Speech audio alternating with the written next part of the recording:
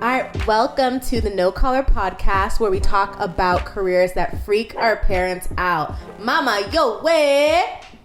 I miss that. I miss you guys. I miss you too, Nella. Oh my goodness. We do see each other every once in a while, but like I feel like I miss each other in this creative space because we all have like a common goal of what we're doing. It feels like that first day when we first decided to do the podcast. Low key. Yeah. The that same was vibe. awesome. I like that. That day was a good day. It's a good day. That was 2 years ago. Yo, I'm how old It you seems guys so were. long, I was 27. And now I'm 27. Mm-hmm. That's crazy. Man. And now Trevor and I are going to be 30. Oh man. Yeah. That's... We're gonna start paying taxes and doing grown people Start? stuff. You haven't been paying taxes? We ain't gonna talk about that. We ain't gonna talk about that here. Goodness. I pay all my taxes. I'm fiscally responsible. Disclaimer. Gotcha.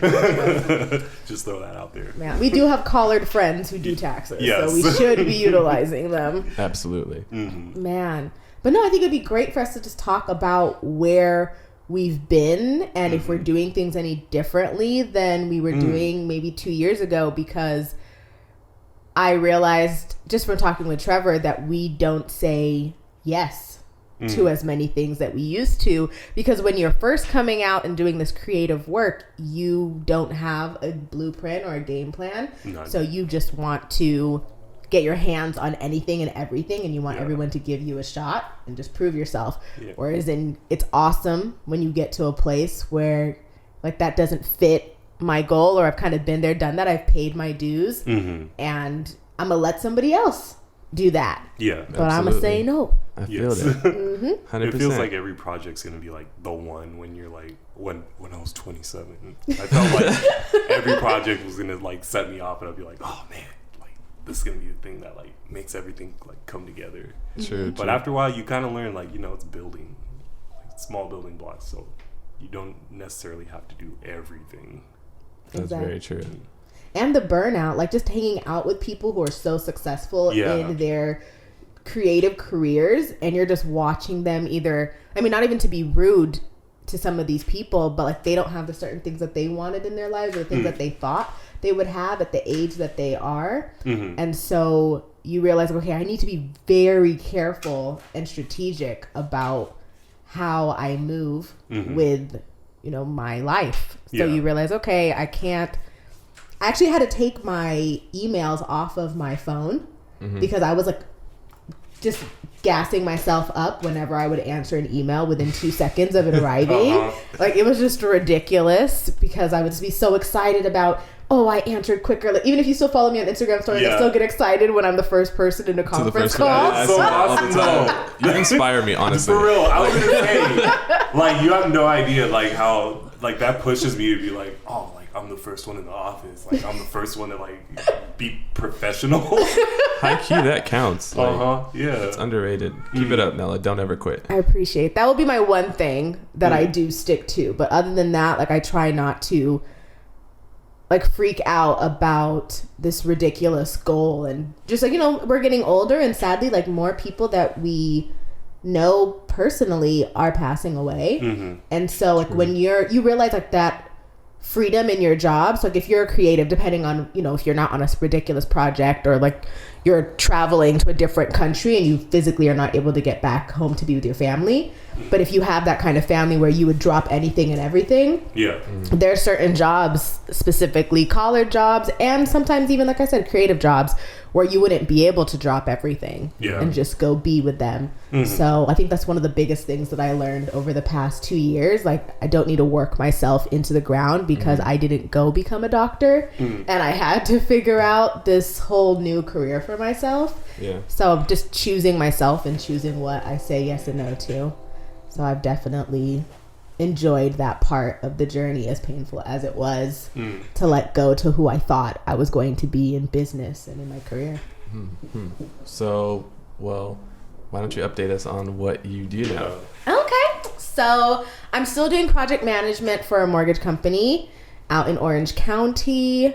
And I have a new manager, so I don't have to go into the office as much anymore. So I'm definitely more work from home. So that's been really cool. For example, having somebody who did pass away close to me being able to just drop everything and just go. And, you know, as long as I'm available to them, they're okay with it. And just, I would work with really good people. And then for my for Wonder Women Tech. So that was the nonprofit that I worked with, like literally right out of grad school. Almost right out of grad school. I went like almost a year without a job. But I worked my way up from a project management intern with them originally, and then I was able to become chief of staff, which was so sick for me because my main goal was to learn to manage people. Because my biggest thing was that I didn't have that management experience that a lot of the jobs were asking for. So it was just amazing to be able to work with all of these interns and these women from all over the world. And then it got to a point where I feel like I had done everything that I physically could for the organization. Like in my head, I felt like I was bending over backwards. I'd go to parties and bring my laptop. Like I was a buzzkill. So they were just like, Nella, I've never seen you without your laptop. This is the profession, Nella, you don't see on Instagram. Like nobody puts me on their Instagram stories hiding behind my laptop, or I'm like, oh, I'm editing my website. There's a reason her stories last for 24 hours with constant updates every single hour on the hour.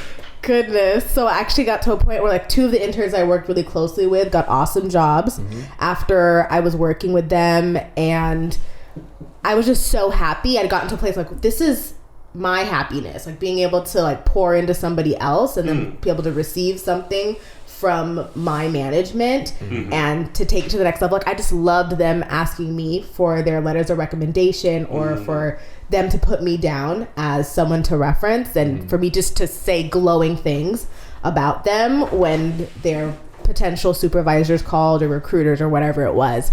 So originally my plan was just to take a step back from the nonprofit, but then I realized that there was no way I knew how to do that. I literally had to walk away. So 2 months ago, I sent in my letter of resignation to Wonder Women Tech, and how did that go? It felt like a breakup. Like, like I was so scared. I didn't know what to say or how to say it or like who to tell first. I can see that. Like because first I started off in a text. No, at first I said face to face, but I was driving. So I had to look at the road, so I couldn't look at the person in their face. And then the second time I did it on a conference call with two people from the team on there. And then at that point, I think it still didn't really hit home. Like everyone was kind of like in shock because at first I was just supposed to take a step back, not completely leave the organization. And so then the third time I had to literally write, like the subject line of my email was formal resignation. And just explaining that I wanted to, you know, pursue goals that I've had to put on the back burner over the past year and a half working with the organization. And I've loved everything and wonderful people that I've worked with, but I had to focus on myself. Because when you realize how much you do for other people or for other visions, you're like, wow, what if I put that energy into myself? Exactly. And people tell me that all the time. And I just love to make have people achieve their goals. Like I'm a complete maximizer. You tell me any idea, I'm like, this is how it can be this times better. How are we going to make it happen? Let's get it done. So that was like a huge step that I made. I feel like I'm the only person who's ever given 2-month notice. I gave 2 months notice. I mean, you did have an integral part in their organization. Oh, I was like, I'm gonna. So I thought you meant 2 months ago you gave like a 2-week notice. No, 2 months ago I gave 2-month notice, and I've been interviewing interns like almost every week. And just trying to make sure that they have the staff that they need going into this conference season. Wow. So like my emails have gone down. So, like I think I didn't check my emails for maybe like 2-3 weeks because I had the interns just using Slack to contact me, and I only had 150 emails, and that was beautiful. I was like, if I was really like super duper involved like I used to be, I would have had easy like 300, 400 emails. Ooh, Lord. So I was like, oh, this is lovely. Good for you. This is so, like just a lightness, and it was crazy. You didn't realize like I didn't realize just how anxious it was making me. So I was like, okay, this isn't healthy. Like I need to find a way to do this differently, and then maybe come back, you know, when I have all the monies to be able to pour into the nonprofits that have done so much for me, like Wonder Woman Tech and specifically the JW Vines Foundation. I'll just come back and be like an awesome donor. So not like a working board, but just the board that just comes around, just like, oh, you need money for this? I got you. Hey, no problem. Yeah, speak it. Yeah. Yes. And then fashion, it's still something I'm involved in as well. So now I'm I'm not sure if I was back then, but now I'm the studio manager for Laurel DeWitt's showroom. There you go. So that's been awesome. So we're doing like taxes and Excel spreadsheets, and we're still doing projects. Okay. So I've been like a few Beyonce projects. That was awesome to work so cool. on. And I'm trying to think of the ones I'm allowed to talk about. But Sure, because there's like status. certain things like either they haven't been revealed yet. Yeah. But that's the most annoying part. You just have to wait and figure out, okay, you guys said you're going to release those photos in April, but they haven't been released yet. Or that video was supposed to come out, but it hasn't come out yet. But There's like nothing you can do. Right, exactly. There's nothing. So we did like Beyonce's, what's it called? We did her Halloween costume. And then, what's another one I'm allowed to talk about? Which one did we do? There's a few movies. Ooh. I don't think I can talk about that one. But anyways, that was cool. That was definitely... That's so cool. So is that what you're doing now more with your free time? Like, did you have to step away from that kind of when you got into your position there? Or I didn't step away. That was the worst part. I didn't step away from any of those things. You're still currently going... I'm still going to Hollywood to do Laurel DeWitt's work, or do work with Laurel DeWitt, but I felt like I lived in my car. Are you still like currently doing stuff, or has that completely ceased now? I'm still doing it. So my last week is next week. Okay, gotcha. But I've only gone into the office once in the past 2 months. Right so I on. kind of just went and dropped off whatever stuff was stored in my garage. I did like one meetup with one of the interns. Otherwise, I've just been doing video chats, Google Hangouts with all of them, like little 4-hour work sessions with some of them, just getting them antiquated with our Google Drive and stuff like that. Gotcha. So you're filling your time up more with like the art side of things, like the Laurel stuff that you've been doing with costume. Nice. And How much more of that are you family. doing? Oh, okay. Yeah. There you go. Yeah. Family's important. So even like the Laurel stuff, like maybe I'll go out for like maybe 4 or 5 days, but it really depends on the projects. But now it's also like she could be working on a project and I could just be working in the studio on whatever it needs to be handled. So it's also like we don't need a lot of FaceTime now because I feel like she trusts me with more of the work. So like if there's shipments that need to go out, it's no issue. Like you'll see me on my stories. I'll be at storage, then from storage I'll be at the showroom. From the showroom I'll be at FedEx, UPS, USPS, all the places. Gotcha, I don't like Dell. Is it Dell? DHL. What? Sorry for the computer. Why don't you like Dell Yellow and red. computers? No, DHL, the pain in the It's butt. yellow and red. Yeah, I remember I was working with Legendary Damon, and I had a suit that he was getting shipped from London. Yeah. He needed to wear for his Lux Ball, and they shipped it to the building across the street, Oh, man. wow. not to his building. And like he was like challenging me, like, make it work. You can figure this out. And I'm like, I can't figure this out. I don't know where this suit is. Goodness gracious, it was so frustrating. He didn't end up wearing it, but it worked out. He has fabulous clothes, so whatever he chose to wear was cool as well. Yeah. Wait, how'd you But- find it? Finally, somebody from the building over called. Oh, they're I like, said, hey, hey. this package has been here for a couple weeks. Oh. And I'm like, They expected you to walk over there are and you find exactly? their package. Are you joking? Like, I would harass their drivers, the people on the phone. Like, you need to like geo map, figure out where they were. Do you have cameras of them walking into the building? Does this man remember walking into this building? Whose signature is signed? It was a lot. Yeah, But like, that's crazy. anyways, it's been fun working with them. I'm unfortunately this year I'm going to miss the Lux Ball because I'll be in Kenya. But that's just great. That's another thing. Oh. So like when I finally said no to Wonder Woman Tech, Yeah. and I promised myself I was going to focus more on being present for my family and my friends and like the different opportunities that had come my way, but I've had to put them on the back burner because I was so focused on this one organization or something else.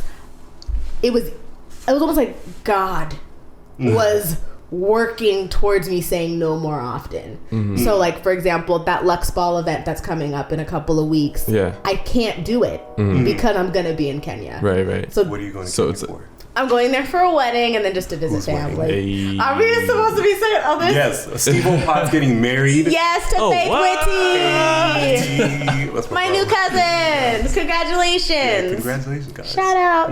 But yeah, so I'm just saying, like, everything just works. Once you put it out into the universe, like, that stuff is so true. You put it out into the universe and you just start saying no, and even the universe is saying no to the things that you would have had so much trouble saying no to. Like, you just physically can't do it. And that's, like, not the only thing. Like, there's been, like, oh, can you help me, you know, decorate for this event? And surprisingly, I'm like, oh, sorry. I mean, this is a sad moment, but, like, I have to go be with my friend for a wake or something like that. It just reminds you, like, what's very, very important to you and who you really need to be there for. And I didn't have to. Normally, I would have stayed up until like 2 a.m. decorating for that party. Then driven to Inglewood to go and be with my friend. And this time it was like, okay, I could leave at a good hour on Friday, go be with my friend for however long she needed me. And other people helped out and decorated. Like they didn't like, need it'll work me itself to out. do it. But at least I'm still known for the work I've done in the past when it comes to event planning. Straight up. So I'm happy for this new change and what 30 is going to have to hold. And it's funny. Remember last time when we had Comic at Night, we had Freddie on. So he was all talking about like actually wanting to be in like a relationship and looking and stuff. So this year I'm about to Put some speak feelers it. out. I'm gonna try. I'm actually trying. So we'll see how all of that goes. I'll just be open because I friend zone. So you won't get friend zone Nella's this friend zone year. is deep with dudes. They're all here. 2020 for sure. So it should be entertaining. I have a question. Sure. Are you going to be letting any of those dudes out of the friend zone? I feel like everyone who's in the friend zone now, it's like they're kind of just stuck there. They're just stuck forever. I feel like I mean, unless you make some type of like grand gesture. But in my head, I'm like, oh, nothing's happening because we're friends. So I respect that. Yeah. R.I.P. to those dudes. Grand gesture. You tried, you failed. Yeah. Sorry, fellas. I tried. If any of you are listening. Carry on. Oh, God. Well, I mean, that's pretty much my update for the past 2 years. That's and good. where I'm at. I guess I should say where I'm trying to go. Yes. True. I remember last time you guys talked about like what I want to focus more on the creative side or the business side. I'm still pursuing the business side, and I said business the last time. So now I want to get my certification in project management. Right on. And then try to see how much more of like my business side I can share with the Laurel DeWitt company and brand. And then from there, stack them coins and, Absolutely. maybe purchase some property. And I know you're supposed to like move in silence and stuff like that, but I'm like, you guys are my accountability partners. So, and those of you who listen, you guys are my accountability partners too. So I won't even be super embarrassed if you ask me, so what happened to that friend who's no longer in the friend zone? Or what happened to that house you were supposed to buy? And I'll be like, thanks for asking, in a genuine thanks, not a sarcastic thanks. I'm like, I appreciate you looking out. We started this podcast to bring all of you guys into our lives, and so you're gonna get all of it. As much as we can share. Yeah. Exactly, because we've got African parents and we can't share all of it. Exactly. This is our outlet. Whether you like it or not. Here you go.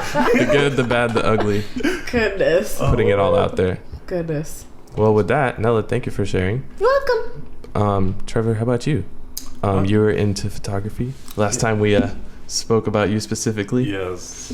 How's that going? Are you still doing music videos, video shoots, portraits? Let's weddings. Let's cut Weddings. Wow. Okay. Clubs. Oh man.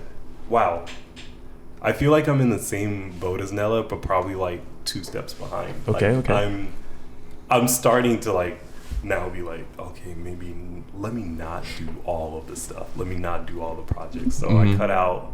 I'm not doing music videos anymore. That stopped. I'm gonna stop doing club photography after I shoot Diamond Platinum's concert. That's happening. Ooh. It's gonna be pretty fun though. That actually sounds fun. I'm not even I'm getting paid, but I don't even care about the money. It's just gonna, It's exposure. yeah, it's gonna be a whole lot of fun. But yeah, I'm just trying not to do as much, and then now I want to go back to a time where doing my art was fun. It wasn't work, because I feel like I tried to make my art into a business, and it was generating money and everything was good, but then I kind of stopped having fun. I stopped doing fun shoots. Every shoot I had to is the equipment being paid for? Are the backdrops being paid for? Like, what's the ROI on this? And it's not fun. Started not getting fun. Yeah, when you sit down and you're like, I only want to spend an hour of studio time with this person. Like, this is not. It shouldn't be like that. Yeah.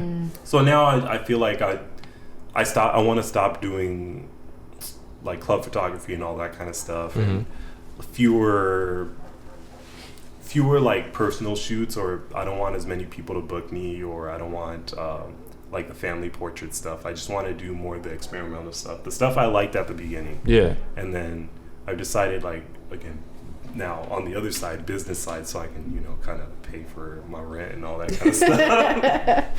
I want to get I have a job that pays me for doing art, but I want a job that pays me even more for doing like marketing art kind of stuff. So I understand I have to, you know, kind of give up a little bit of art to get some money, but it won't be so much, but it'll allow me to kind of focus more on the fun part of my art and experiment outside of work and be a little more free, because I feel like making my art into business and having like a photography business was really restricting. And to be honest, last year I didn't have as much fun doing shoots. I remember you ranting to me a little bit about that. Yeah.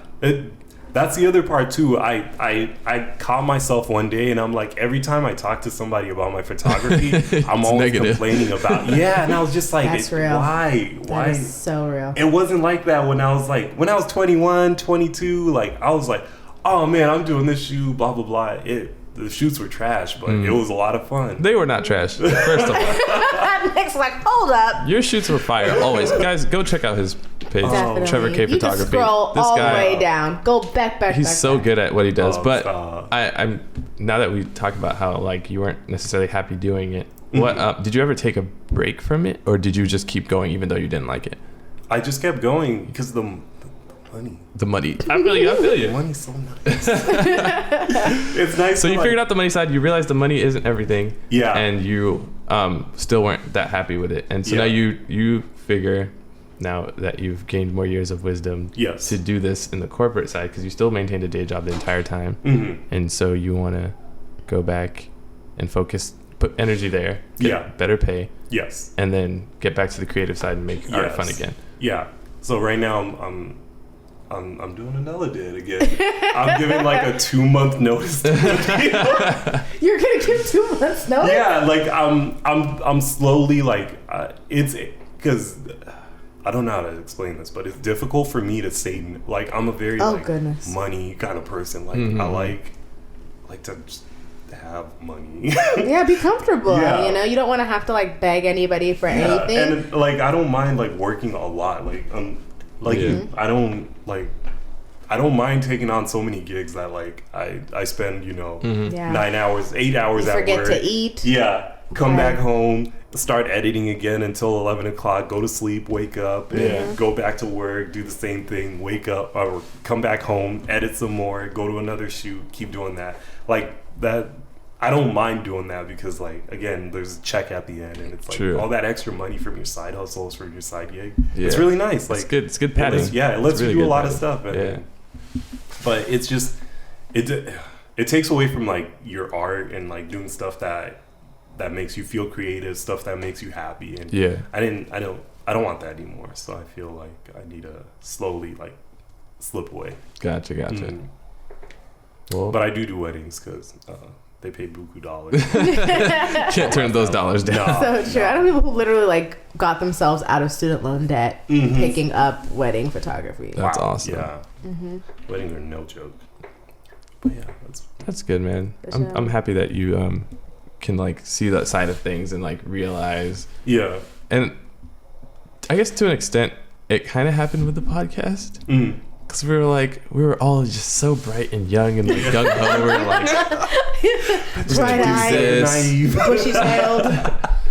Not that, you know, I can't knock our efforts, because I've had a few young people in various like walks of life from my church, elsewhere. They just come up and they're like, "Hey, we listened to your podcast, and like it opened our eyes to a lot of things, and like we're so inspired." What? And now they're putting like their music on Instagram. Yay! And it's like, you all should have been doing this, but now they're doing it for real. And it's like, yo, that's so cool to see that, you know, they're kind of like awesome. Branding themselves slightly, and it's like, wow, that's like, you know, I feel like I made a slight impact, and that's all we kind of wanted to do, right? Like, that's awesome. And I mean, it's honestly the consistency. So like, even the fact that we're literally here at like 10:30, 11 o'clock at night. I'm not sure what time it is, but just the way that we talk about this podcast with other people. And I know people have been like, "Oh, I'm going to start a podcast," and they're just up and going. Like a lot of people, some of the people that we've even interviewed, they've already up and started their own podcast. Yeah, true. Shout out to Freddie. What's the name of his? It's serious. It's real serious. It's real serious. Yeah. Y'all need to check out. Yes, I love those little podcast. Instagram stories you post. And like, I'm just like, what is he talking about? He's good with his Instagram. Very good. Very good. I think he's very quite consistent as well. Consistency is key. She has a really good podcast. That one's very interesting. Yeah. Wait. Danielle. Okay, cool. Yeah. I was wondering, we were promoting the same person, right? Okay, cool. Yeah. It's, her podcast is dope.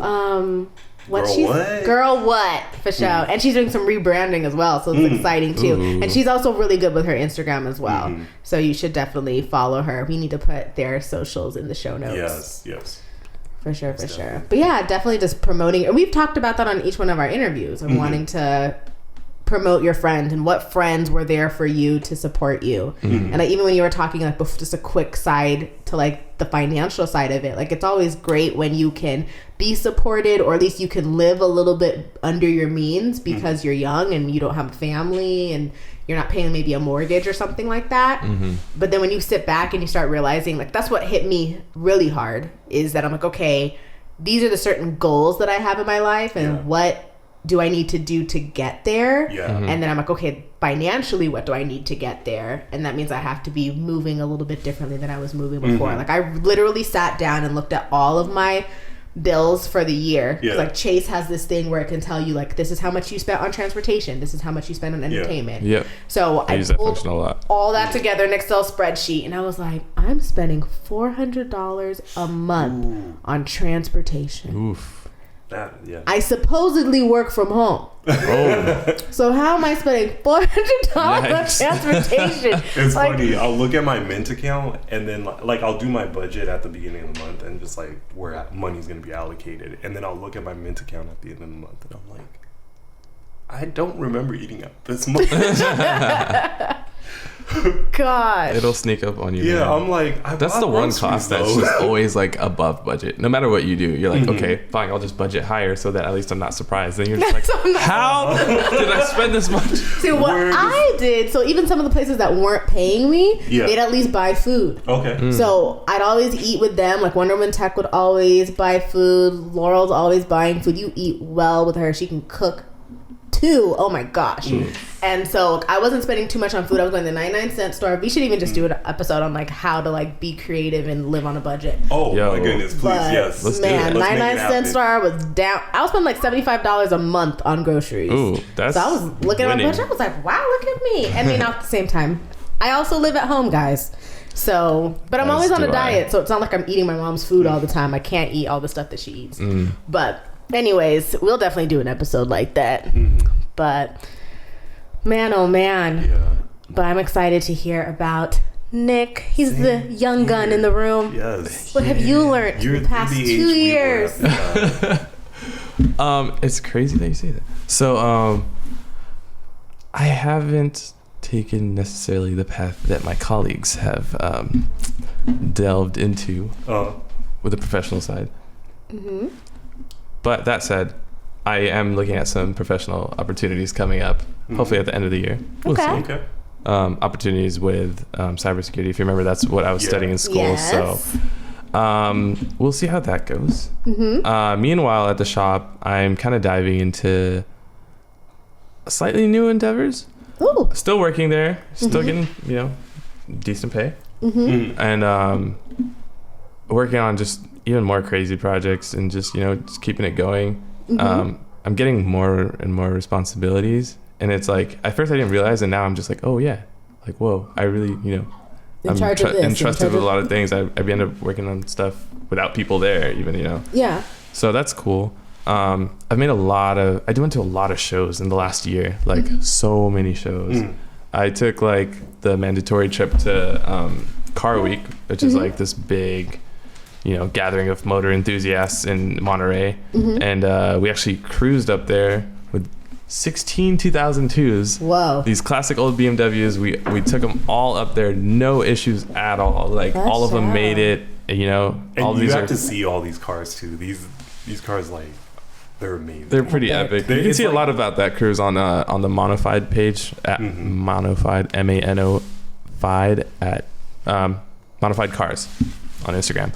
But yeah, it was a fun trip. Like, I drove in this wide body E30 that we built, and it was on bags, and it was cool and it was comfortable. I had loaded it up with like 300 pounds worth of just emergency stuff in the trunk as like a support vehicle. And I just adjusted the air pressure on the car, and it was so comfortable, and it was fine on the way up. It was a great ride. We went up, stayed at a hotel for 2 nights, and then drove back down on PCH. It's beautiful. Made it back home, and yeah, I've met so many cool people over this last year. There's a kind of famous automotive journalist named Matt Farah.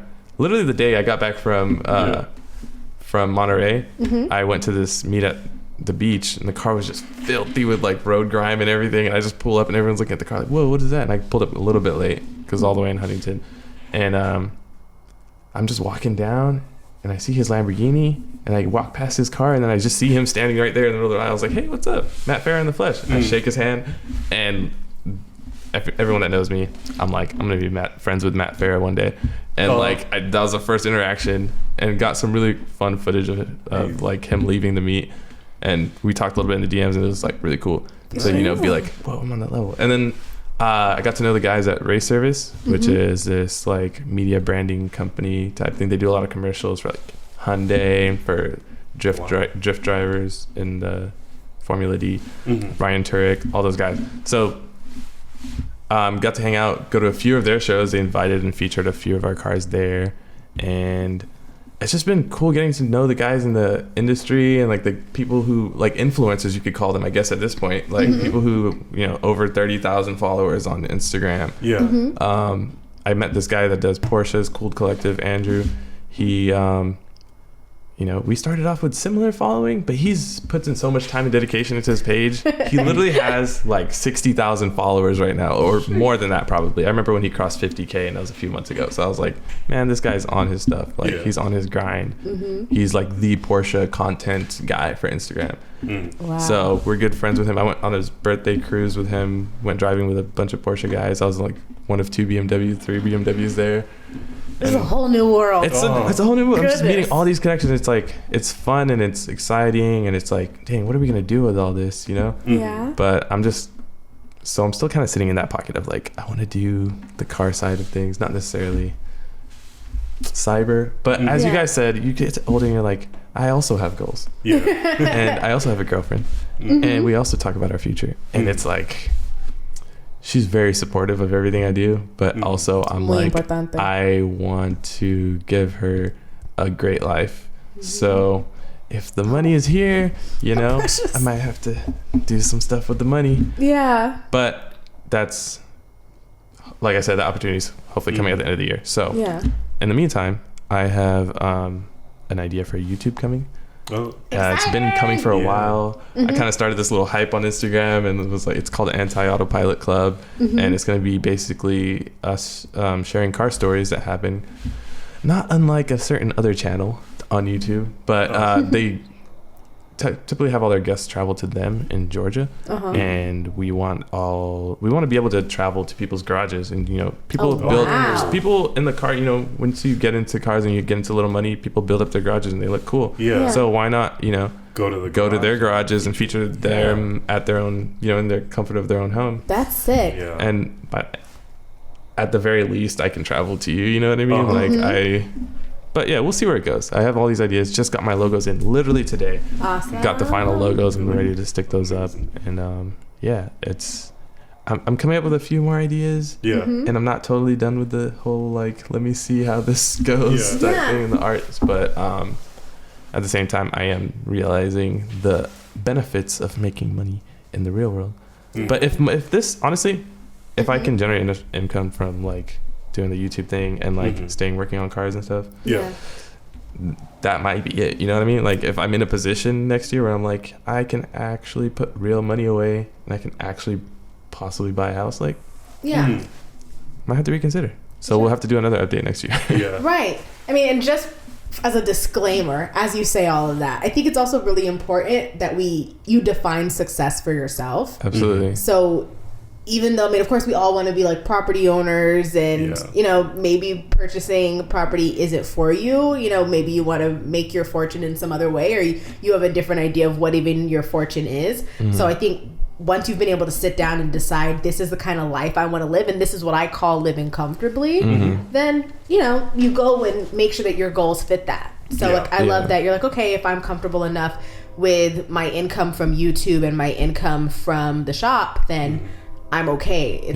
I have cybersecurity to fall back on, but I'm not stressing myself, because that's also the worst part. And exactly. It's awesome that you have such a supportive partner who would, still support your dreams, because it's crazy amount of stress that's on the supposed breadwinner of any relationship when it comes to wanting to provide and do all the right things and not being able to communicate how they're personally feeling. And that's going to affect the relationship. If there's children involved, it's going to affect the children. It just seeps and affects everybody. So I want everyone listening to just define success for themselves, because you don't need to have a 6-bedroom house and a 5-car garage. But that's not a bad thing if you have. That's never. It's not. If that's what you want, then priorities. That's the number one thing you understand. I think that's also another thing that I've learned is your priorities for the year. So maybe I spend $70 on groceries a month, but I definitely have $1,000 for travel because not only am I driving everywhere, I like to fly places. Absolutely. So, it just depends on what you choose to spend your money on. Yeah. Mm-hmm.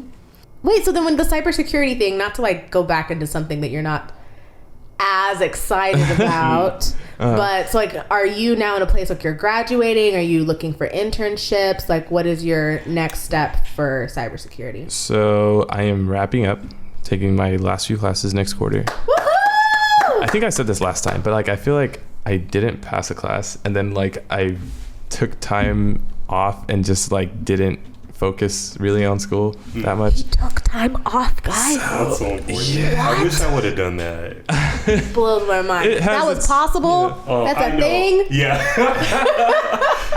It is. A leave of absence. Exactly. That's exactly what. Leave of absence, but I'm I need to get back to it, especially with this opportunity coming up. I want to at least have a degree behind my name when I do sign up for that position, so that so I can also put all my energy into it. I don't want to still have classes and then also trying to You'll be juggling a lot though, because you would be juggling classes, your 9-to-5 job, your YouTube channel, and the shop. And then your networking, that's just as important.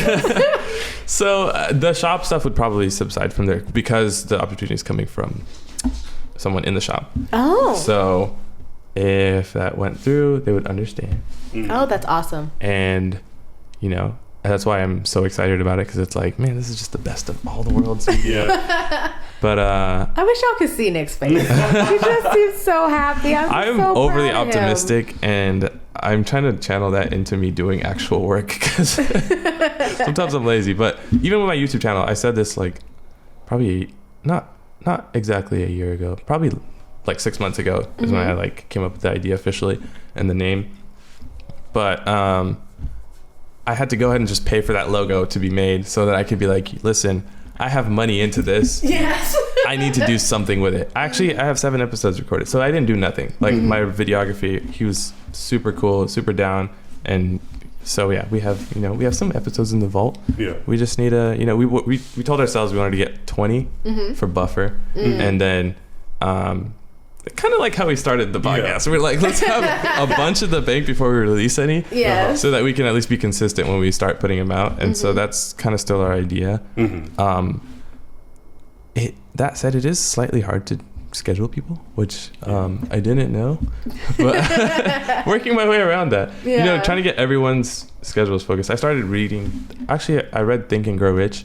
I guess the abridged version, and like the which version? Sorry, the abridged version. There's like a 10-hour version, and I listened to the 2-hour version on YouTube, and it's like YouTube full books. Of nuggets. Like, in the game. YouTube books, I highly recommend.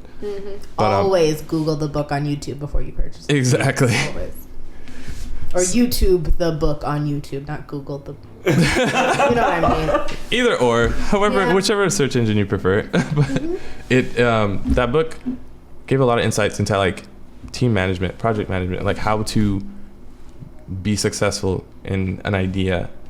He said life is all about ideas. Like the people who made the biggest impacts didn't necessarily have all the knowledge.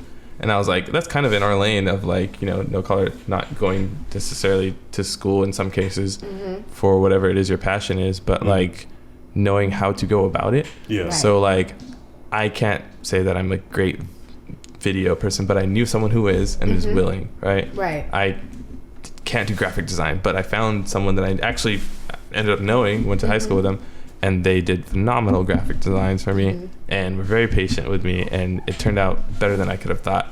I would have paid more. Is that okay to say? I would have paid more, but I mean, I'm not really saying things. I'm like, can we? I would have paid more. That's how satisfied I am with the product, and that's my review. But so I'm just realizing how to outsource and be smart about it, and then do what I can do to the best of my abilities. So, I realized on my channel idea, I'm going to be more of a project manager than anything, because besides telling my own stories, I'm basically just linking my videographer with whoever's going to be telling a story. So I'm so like third party to this. I'm just a manager. So I need to like refocus on how I approach it, because at first I went in like, I'm gonna have all these stories, but now it's more of my vision. So I guess I'm more of a production manager. Look at you're producing for my own channel, but I mean, it's experience. I'm gonna put that on my resume. Yes, executive producer of Anti Autopilot Club and a podcast and a podcast. Yes. Oh, you guys are kind.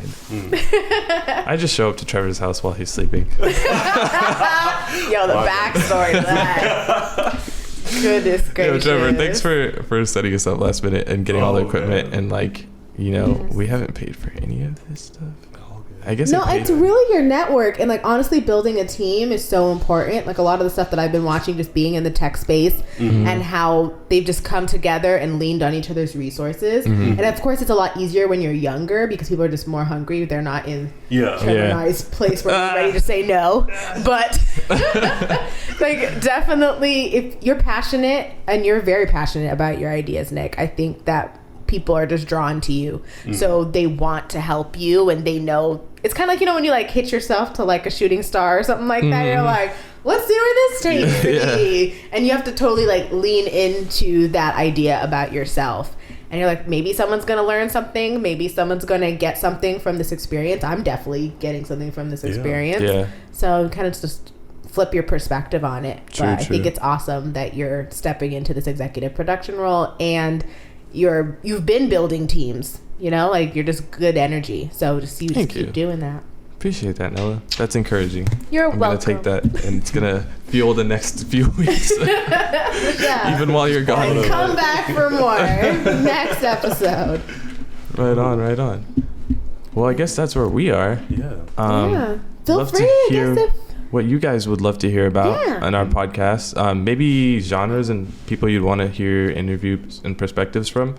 Yeah, and if you guys have like updates that you want to share, like nocolorpodcast@gmail.com. Absolutely. Just let us know, like maybe the last 2 years, kind of like how we gave you like a 2-year update. Like where were you 2 years ago, and where are you now, and kind of what are your plans going forward? And if you're cool with it, we can share it.